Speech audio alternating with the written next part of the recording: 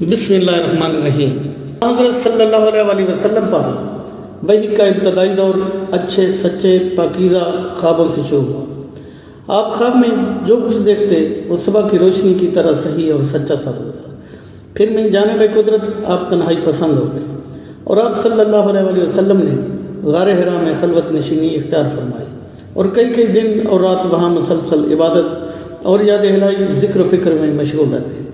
جب تک گھر آنے کو دل نہ چاہتا توشہ ہمراہ لیے ہوئے وہاں رہتے۔ توشہ ختم ہونے پر ہی اہلیہ محترم حضرت خدیجہ رضی اللہ عنہا کے پاس تشریف لاتے اور کچھ توشہ ہمراہ لے کر پھر وہاں جا کر خلوت گزین ہو جاتے۔ یہی طریقہ جاری رہا یہاں تک کہ آپ پر حق منکشف ہو گیا اور آپ صلی اللہ علیہ وسلم غار حرا میں قیام پذیر تھے کہ اچانک حضرت جبریل امین آپ کے پاس حاضر ہوئے اور کہنے لگے کہ اے محمد پڑھو۔ آپ فرماتے ہیں کہ میں نے کہا میں پڑھا نہیں ہوں۔ آپ صلی اللہ علیہ وسلم فرماتے ہیں کہ فرشتے نے مجھے پکڑ کر اتنے زور سے بھینچا کہ میری طاقت جواب دے گئی، پھر مجھے چھوڑ کر کہا کہ پڑھو۔ میں نے پھر وہی جواب دیا کہ میں پڑھا ہوا نہیں ہوں۔ اس فرشتے نے مجھ کو نہایت ہی زور سے بھینچا کہ مجھ کو سخت تکلیف محسوس ہوئی، پھر اس نے کہا کہ پڑھ۔ میں نے کہا کہ میں پڑھا ہوا نہیں ہوں۔ فرشتے نے تیسری بار مجھ کو پکڑا اور تیسری مرتبہ پھر مجھ کو بھینچا، پھر مجھے چھوڑ دیا اور کہنے لگا کہ پڑھو اپنے رب کے نام کی مدد سے جس نے پیدا کیا اور انسان کو خون کی پھٹکی سے بنایا۔ پڑھو آپ کا رب بہت ہی مہربانیاں کرنے والا ہے۔ بس یہی آیتیں آپ حضرت جبریل امین سے سن کر اس حال میں غار حرا سے واپس ہوئے کہ آپ کا دل اس انوکھے واقعہ سے کانپ رہا تھا۔ آپ صلی اللہ علیہ وسلم حضرت خدیجہ کے ہاں تشریف لائے اور فرمایا کہ مجھے کمبل اڑا دو، مجھے کمبل اڑا دو۔ لوگوں نے آپ کو کمبل اڑا دیا۔ جب آپ کا ڈر جاتا رہا تو آپ نے اپنی زوجہ محترمہ حضرت خدیجہ رضی اللہ عنہا کو تفصیل کے ساتھ یہ واقعہ سنایا اور فرمانے لگے کہ مجھ کو اب اپنی جان کا خوف ہو گیا۔ آپ کی اہلیہ محترم حضرت خدیجہ رضی اللہ عنہا نے آپ کی ڈھارس بندھائی اور کہا آپ کا خیال صحیح نہیں ہے، خدا کی قسم آپ کو اللہ کبھی رسوا نہیں کرے گا۔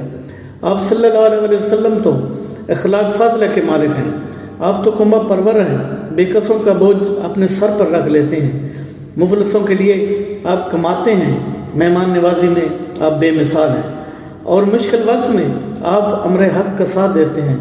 ایسے اصاف اسنا والا انسان یوں بے وقت ذلت و خواری کی موت نہیں پا سکتا۔ پھر مزید تسلی کے لیے حضرت خدیجہ رضی اللہ عنہا آپ صلی اللہ علیہ وسلم کو ورقہ بن نوفل کے پاس لے گئی جو ان کے چچا زاد بھائی تھے اور زمانہ جاہلیت میں نصرانی مذہب اختیار کر چکے تھے اور عبرانی زبان کے کاتب تھے۔ چنانچہ انجیل کو بھی حسب منشاء خداوندی عبرانی زبان میں لکھا کرتے تھے۔ انجیل سریانی زبان میں نازل ہوئی تھی، پھر اس کا ترجمہ عبرانی زبان میں ہوا۔ ورقہ اسی کو لکھتے تھے، وہ بہت بوڑھے ہو گئے تھے یہاں تک کہ ان کی بینائی بھی رخصت ہو چکی تھی۔ حضرت خدیجہ رضی اللہ تعالی عنہا نے ان کے سامنے آپ کے حالات بیان کیے اور کہا کہ اے چچا زاد بھائی، اپنے بھتیجے محمد صلی اللہ علیہ وسلم کی زبانی ذرا ان کی کیفیت سن لیجئے۔ وہ بولے کہ بھتیجے آپ نے جو کچھ دیکھا ہے اس کی تفصیل سناؤ۔ چنانچہ آپ صلی اللہ علیہ وسلم نے ازل اول تا آخر پورا واقعہ سنایا، جسے سن کر ورقہ بن نوفل بے اختیار ہو کر بول اٹھے کہ یہ تو وہی ناموس معزز رازدان فرشتہ ہے جسے اللہ نے حضرت موسیٰ علیہ السلام پر وحی دے کر بھیجا تھا۔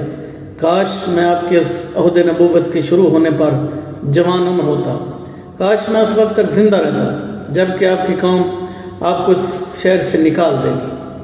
رسول کریم صلی اللہ علیہ وسلم نے یہ سن کر تعجب سے پوچھا کہ کیا وہ لوگ مجھ کو نکال دیں گے حالانکہ میں تو ان میں صادق و امین مقبول ہوں؟ ورقہ بولا ہاں یہ سب کچھ سچ ہے، مگر جو شخص بھی آپ کی طرح امر حق لے کر آیا لوگ اس کے دشمنی ہو گئے۔ اگر مجھے آپ کی نبوت کا وہ زمانہ مل جائے تو میں آپ کی پوری مدد کروں گا، مگر ورقہ کچھ دنوں کے بعد انتقال کر گئے۔ پھر کچھ عرصہ تک وہی قیامت موقوف رہی۔ بحوالہ حدیث صحیح بخاری۔ سامعین، اگر آپ کو ہماری یہ ویڈیو اچھی لگی ہو تو اسے لائک کریں، دوسروں تک شیئر کریں۔ انشاءاللہ وہی